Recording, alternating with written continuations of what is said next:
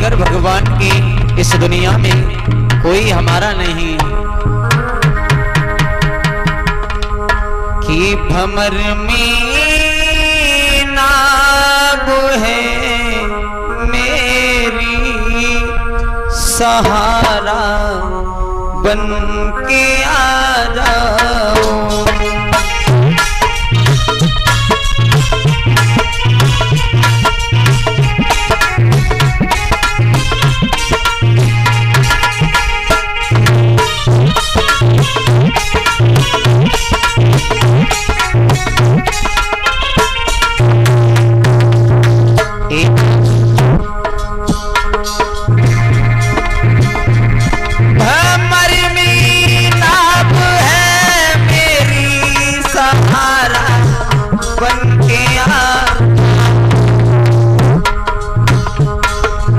कब से यहाँ बुलाता हूँ,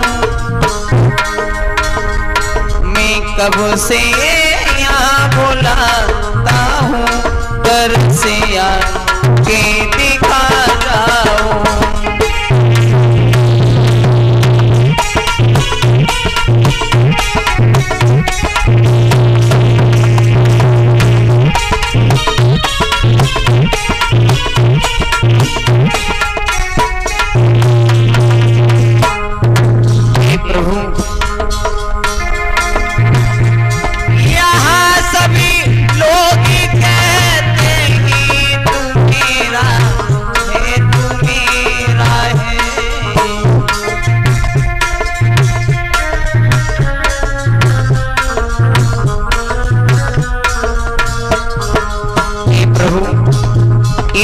वाले मुझे अपना अपना कहते हैं, मेरी कोई बात समझ में नहीं आती ना।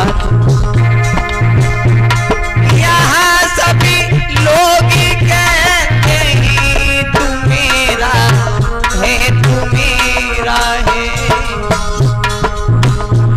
मैं किसका हूँ मेरे भगवान,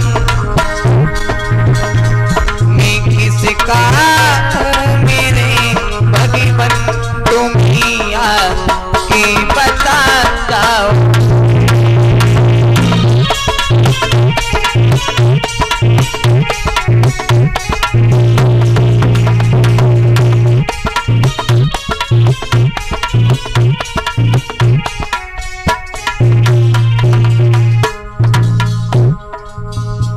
भमर में नाग है मेरी सहारा बन के आ जाओ।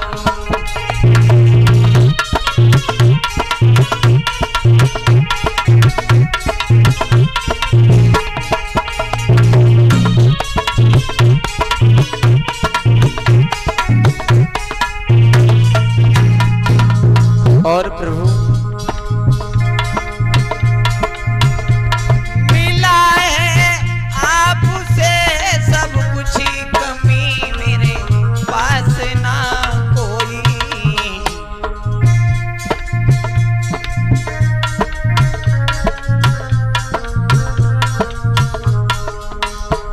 हे नाथ, आपने मुझे सब कुछ दिया,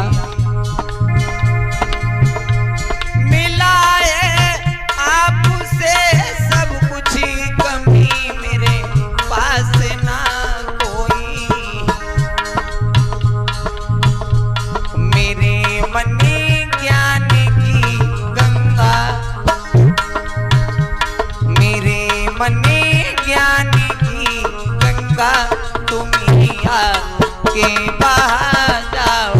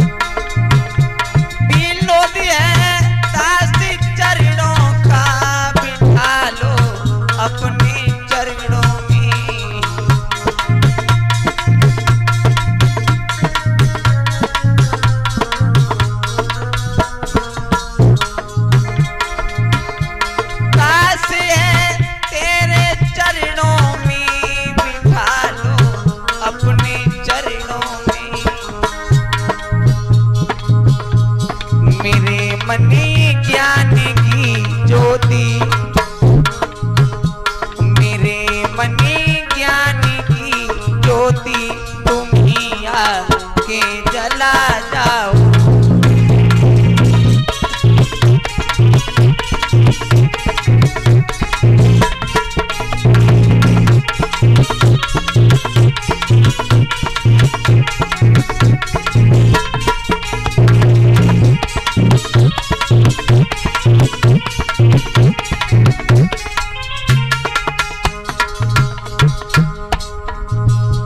भमर में नाग है मेरी सहारा बन के आ जाओ।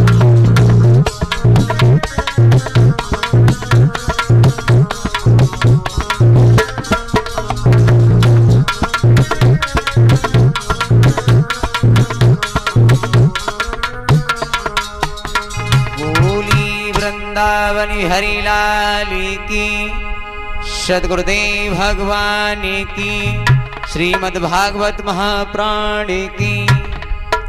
आदरणीय सभा में उपस्थित समस्त श्रोता बंधुओं, सीता सावित्री अनुसुईया जैसी इस भूमि पर पलने वाली मातृ शक्तियों, ग्राम जुनावई में आज कथा को अंतिम दिवस यानी कथा ब्राह्म की ओर जा रही है। और जहां तक भी मेरी आवाज भक्तों के पास पहुंच रही है, वहां तक सभी भक्त आराम सैया को आज छोड़ करके कथा प्रांगण में आए। आज की बात है, आज के बाद हमारा कोई भी मंडल वाला कलाकार आपसे कहने के लिए नहीं आएगा कि कथा सुनने के लिए आइए। आज जब तुम्हारे पास अगले दिनों में समय नहीं मिला तो आज तो थोड़ा थोड़ा सभी भक्त समय निकाल करके भगवान की कथा को आज मन और तन के साथ और धन के साथ इसे श्रवण करें। अपने जीवन में कुछ ऐसी बातें होती हैं जिन्हें अमल करने से जीवन का कल्याण हो जाता है। ये नहीं कि हर बात भागवत की मानव के जीवन का कल्याण कर देगी, लेकिन कुछ शब्द कुछ बातें ऐसी होती हैं उन पर अमल करने से जीवन का कल्याण हो जाता है।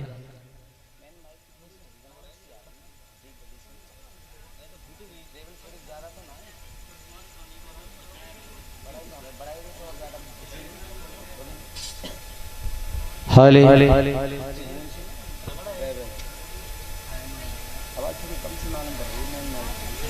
बॉक्सिंग की आवाज बढ़ा दो, हल्की सी बॉक्सिंग की बढ़ा दो। एक तो जी बॉक्स वाले में मिलावट कर रहे हैं। आइए अब गौर करते हैं कथा की ओर, जहां कथा का प्रसंग चल रहा था। परीक्षित महाराज कहाँ हैं?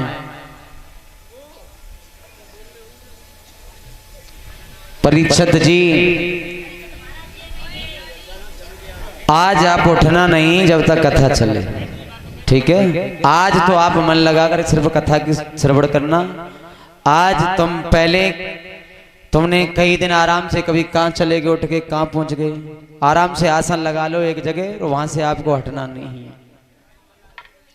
और तुम्हारी धर्मपत्नी कहाँ है?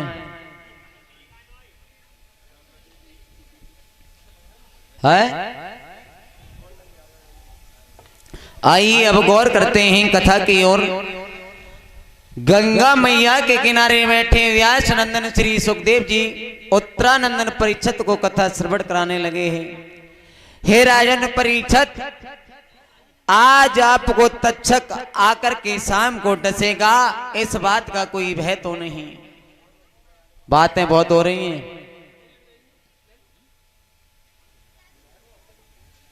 बेटा शांति बनाए रखो।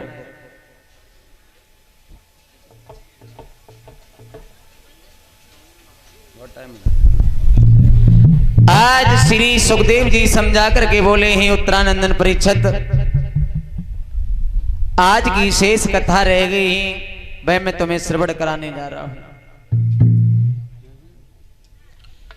जिस समय भगवान श्याम सुंदर ने 11 वर्ष की अवस्था में कंस को मार करके नाना उग्रसेन और मैया वसुदेव देवकी को जेल से बाहर निकाला था, उसी समय वसुदेव ने भगवान श्याम सुंदर और बलराम का दाखिला गुरु सांदीपन के आश्रम में कराया था। वहीं सुदामा से मित्रता हुई थी भगवान श्याम सुंदर की। 64 दिन भगवान श्याम सुंदर ने शिक्षा को ग्रहण किया। 64 दिन शिक्षा को ग्रहण करने के बाद लौट करके अपनी द्वारका में आ गए, द्वारका के राजा बन गए। और उधर सुदामा लौट करके अपने गांव बताया जाता है गुजरात में ही, जिसे पोरबंदर कहते हैं। और कुछ लोगों का मानना तो उस सुदामा के गांव का नाम था सुदामापुरी। कई विद्वान ने कई अपने अपने मत लिखे हैं। तो सुदामा की शादी हुई थी सुशीला नाम की लड़की से। और सुशीला नाम की लड़की के साथ में जब शादी हुई है तो बड़े ही प्रेम से रह रहे हैं। हुआ क्या महाराज, सुदामा पर दिन प्रतिदिन गरीबी आने लगी। तो एक दिन सुशीला ने जवाब दिया, हे पिया, तुम्हारे तन पर हमारे ऊपर इतनी गरीबी क्यों है? क्या कारण है इसका? हमारे बच्चों को खाना नहीं मिलता है, बारिश पड़ती है तो छप्पर चचाने लगता है। 6 दिन बच्चों को खाना नहीं मिलता, ऐसा तुमने क्या किया? तो सुदामा ने जवाब दिया, प्यारी मुझे पुरानी बात याद आ गई। क्या बताएं? जवाब दिया है आज सुदामा ने।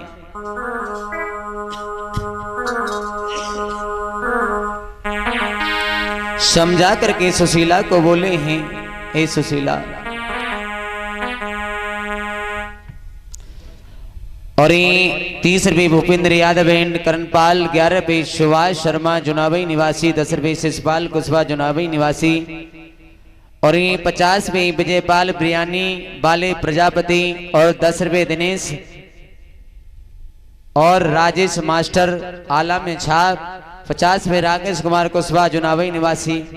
आई 2 शब्द इन भक्तों के लिए देते हैं।